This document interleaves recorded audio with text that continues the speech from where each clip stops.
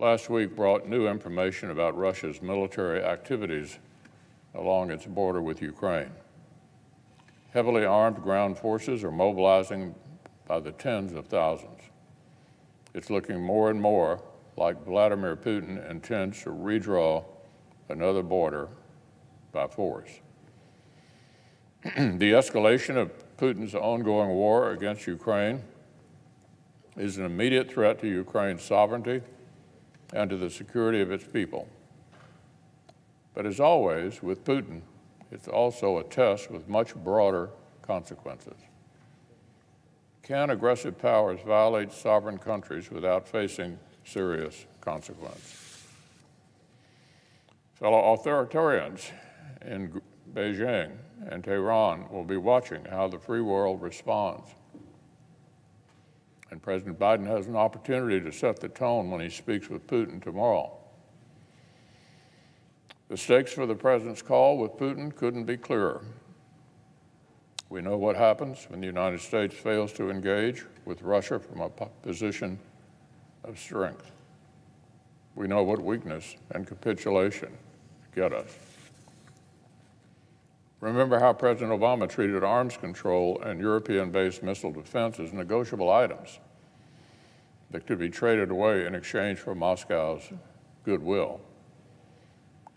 Remember how he mocked Republicans, perhaps most notably our colleague Senator Romney, who dared to suggest that we ought to take the threat of Russia seriously. Remember the cuts to defense spending. Remember the dithering over whether to provide meaningful capabilities to Ukraine when Putin's first invaded, and how useless our blankets and MREs were against Russian armor and Moscow-trained little green men. This weakness didn't purchase a reset. It produced a more emboldened Russia, willing to engage in more repression at home and more aggression abroad. And here we are today. Vladimir Putin is gearing up to escalate his violation of Ukraine's sovereignty. And if the free world doesn't object, there's no reason to assume he'll stop there. So tomorrow, President Biden has both the opportunity and the responsibility to tell Russia and Ukraine and our allies in Europe that the United States cares about sovereign borders and will help its friends protect them. If the free world is serious, its leaders, first and foremost the President of the United States, will leave Putin no room to doubt that Ukraine's sovereignty is inviolable.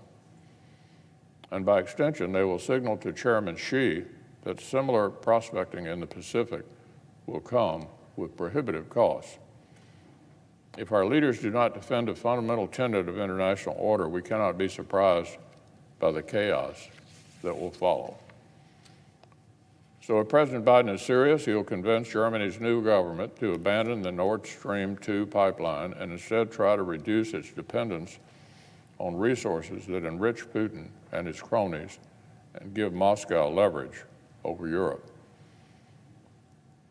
If the president intends to learn from the past and actually help Ukraine defend itself, he should expeditiously provide weapon systems that will materially help Ukraine defend itself against air threats. Finally, for the United States to lead the world's response to authoritarian aggression, I hope President Biden will call on our allies to do more to contribute to our collective security. In Europe, NATO member states must treat their own military modernization as a top priority. And in the Indo-Pacific, our friends in Taiwan and elsewhere must commit the resources, training, and reforms needed to help them face down their own looming threats. Tomorrow's call must mark a turning point for the Biden administration's approach to major power competition. From one where words are pinned on hopes to one where its words are literally backed by strength.